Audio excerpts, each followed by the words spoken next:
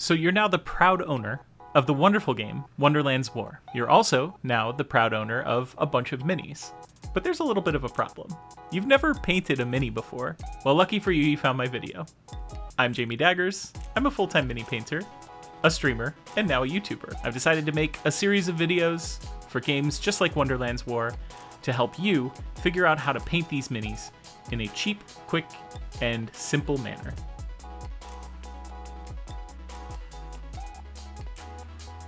One of the key components of Wonderland's War are the beautiful castles. These represent the different factions that are going to be present during any particular playthrough, and they're so full of character and there's all sorts of fun detail on them. And it can be kind of intimidating, and that's okay. We'll get through this. So there are 5 castles in total, and each of them has a very unique look to them. And the best part about that is we get to mess around with colors, and who doesn't love that? But the key to this is going to be keeping things simple. You don't want to go too crazy with the colors.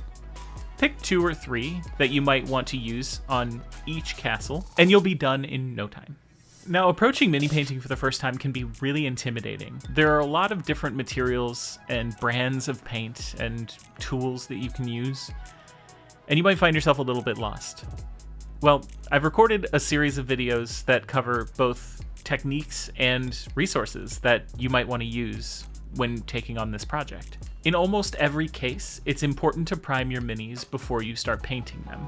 For minis like these that are made out of PVC, I tend to use a brush-on primer. This helps for a number of reasons. One, there are no solvents to interact with the plastic. That's going down a whole rabbit hole, no pun intended. But it also gives you time with a brush. Time with the brush is irreplaceable. It gets you more comfortable with the movement of the paint, the feel of the brush in your hand. You'll find yourself becoming more and more comfortable with painting when you're painting in a very low stakes environment, and that's exactly what priming is. You can kind of slap it on there and it self-levels, and it looks really good once it's done. The other method that you'll want to use with the priming is what people in the minis industry called slap chop. All it is a priming method that uses gradual layers of black, gray, and white to create a lighting effect on the mini before you ever touch it with any color. What this will do is it will establish the light values of the mini before you ever put any paint on it. And then you also won't have to worry about how transparent your paint is when you do apply it. Less expensive paints tend to use less pigment, which means when you use them and thin them down to the level that you're going to want to have them for a paint job like this, they lose a lot of opacity. Less expensive paints tend to use less pigment, which is going to make it harder when you're trying to put color on a model. What this usually means is that when you thin those paints, they become much more transparent, which makes it tricky to cover up colors like black. If you're wondering what paints to use, you can certainly use any craft store paint. It will be a little more challenging, but I've seen people do some pretty crazy stuff with that. What I do recommend is actually encapsulated perfectly in a video we did on what to buy when you're first painting minis. And the goal of this series is to help you confidently, quickly, and cheaply paint minis. So when you're choosing your color schemes for these minis, I highly recommend looking at the game art. It's beautiful and it's already existing. So you can use some of the color schemes that you find on that art to inform. Juno, get. What I recommend is picking 2 or 3 colors per mini and just sticking to that. You'll be surprised at how far you can go with a really simple paint scheme. And again, there's a lot of these, so you don't have to worry too much about making each and every one perfect. But the most important thing, of course, is to have fun. I find that mini painting can be really relaxing and a meditative experience in some cases. You'll get frustrated, it's inevitable, but you'll get better with time. And if you follow all these processes, I think you'll find you're better than you thought you were from the get-go. So once you have the minis all primed up, the next step is going to be adding color to them. A quick rundown of the colors that I used. For the Hearts Tower, I used a lot of warm colors. Like for the parapets, I chose purple, the roof, red, the little hearts on top, a magenta color, and I did a little bit of highlighting with pink. Keeping all these colors within the same family is really important because not only do they kind of blend together visually, but it also keeps you from having to go in too many directions. I've included a list of the colors that I used on each of these houses. We'll put them up on the screen when we show the painting process. For the flower tower, I chose mostly blues. In the same concept that we used for the heart towers, we went with a more cooler tone here. That'll make them stand out on the table too, because when they contrast with those warm colors, the blues are going to really pop. Quick color theory. Complementary colors are your friends. For the flower towers, what I said was I used a blue and an orange. Those colors are perfectly complementary. It makes it super easy when you just pick colors that kind of are across from each other on the color wheel.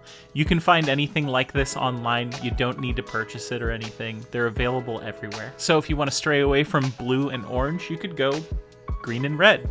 Might look a little Christmassy, but it's certainly a complementary option. Purple and yellow is another option. Just think back to your early school days of art class. So for the flower tower, I used a dark blue for the turrets themselves.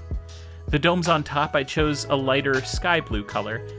And then of course for the flowers, we used a nice warm orange. And then highlight a little bit with yellow for the little freaking things in the middle. What are they called? Editing, Jesus Christ. And for the flowers, I used an orange and a little yellow for the center. For the teapot house, I used a nice royal purple, something really rich and different than what we've chosen before. For the tea pouring out of the cups above, I used a warm brown. And then for all the little highlights and details, I just added a little bit of magenta to the purple paint.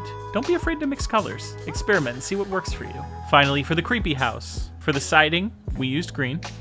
The shingles are a mix of purple and brown. The tree itself is brown and green mixed together. And for the windows, we used the same yellow that we used for the flower tower. And you'll notice that a lot of these colors are kind of the same from house to house.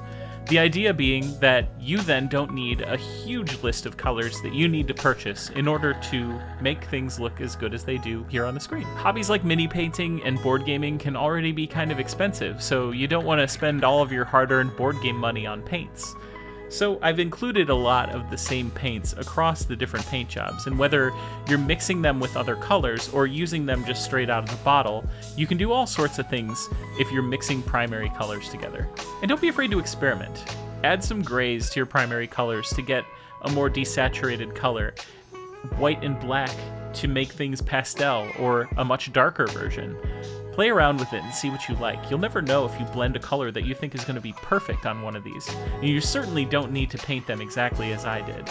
But this is just kind of a quick and easy way. If you want to follow along and paint exactly as I did, we're giving you the tools to do that. Don't be afraid to mess around with the transparency of your paints. Add a little bit of water to them and see what they do when you paint them over these already established light values from the prime that we did earlier. For example, on the Hearts Tower, I added a really thin purple over top of the already existing gray and white paint. What that does is it automatically makes a really nice gradient that looks like you put a ton of work into it, and all you did was put one coat of paint. Keeping your brush steady and keeping colors where they belong is a really great way to avoid having to do a lot of work later. When you're painting the hearts on top of the Hearts Tower, for example, just taking it slow, using your brush, letting it move into the crevices that it needs to, but don't let it overpaint too much onto the towers.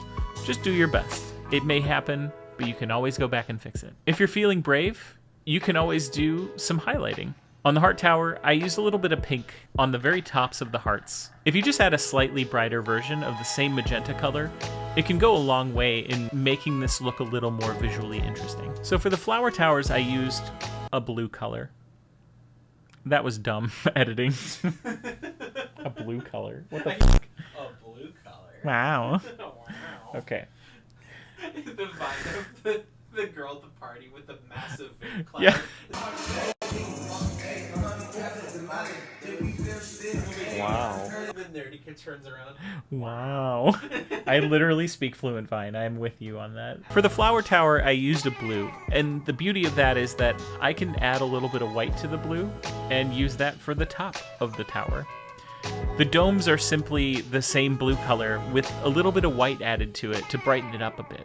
So again, you don't need a huge list of colors to make things look super interesting and fun. Just like we did on the Heart Towers, it's important to keep your hands steady as you can, to color the orange onto the petals of the flowers. And don't be afraid if you paint over the center of the flower. You can always go back later with a little bit of yellow and just dot it in there. Using a hobby holder can be super helpful for painting minis like these. You can also use just a pill bottle and some sticky tack, or some people like to cut dowel rods down to size. As long as it's about hand size and it has something sticky on top for the mini to hold on to, this is a really great way to make sure that your hand is steady while you're painting. What I always do is, if you're a lefty, just invert this. Take your brush hand, put it right up against the heel of your other hand so that your hands are touching at all times while you're painting. When you anchor your elbows on the table, combined with this method of keeping your hands together, you'll find that your brush hand gets a lot steadier, so you can hit all those little detail spots that we were talking about before. The teapot house is probably the easiest one to paint, in my opinion. I just used a purple all over the whole teapot. The beauty of this is, since it's the first part you're painting, if it gets on anything else, you're just going to be painting over it here in a few minutes. So just get that purple all up in there, and then move on to your next color. I also painted the teacups the same color. Again, we're trying to use as few colors as possible, but still make this look kind of fun. It seemed obvious to paint the tea brown. It's a tea party. There's tea pouring out of the cups. Brown. Stupid editing. Nah, leave it in. Okay, cool. Brown.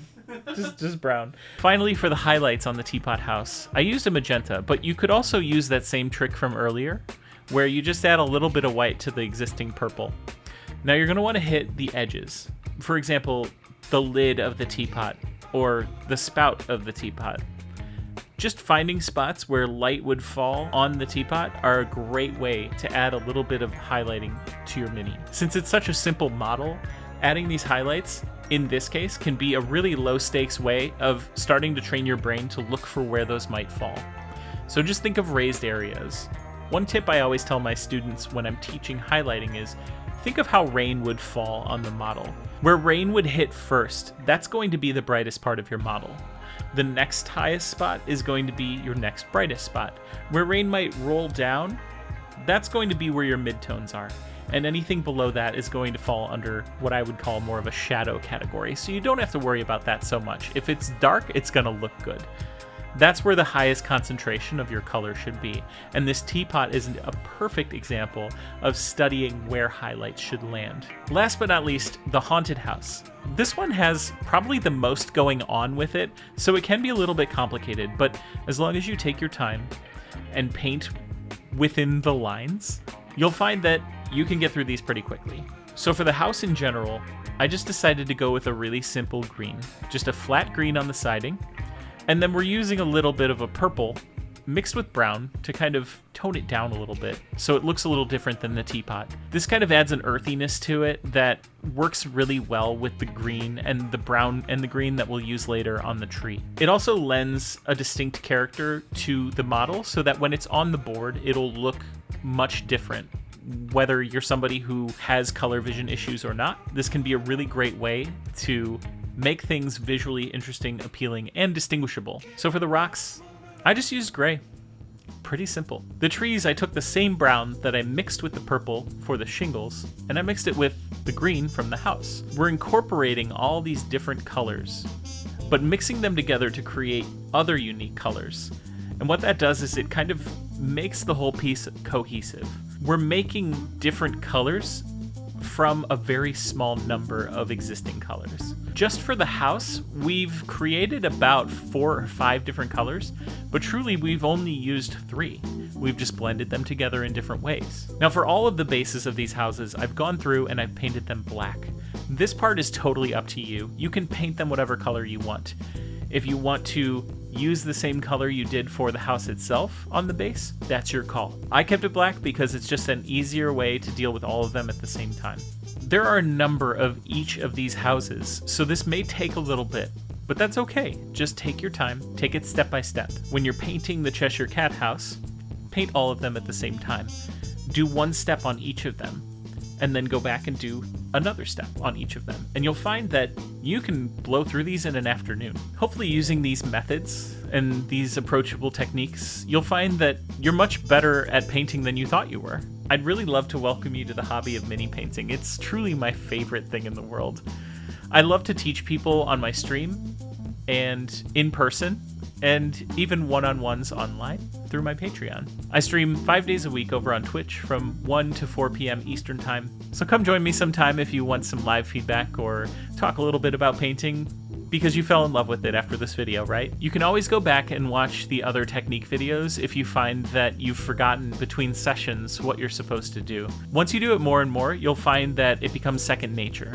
You start picking up the brush, and your lines are going to be cleaner, and your overpainting is going to be a lot less frequent. Just remember to thin your paints to a level you're comfortable with before you start painting. That's probably the best advice I can give you.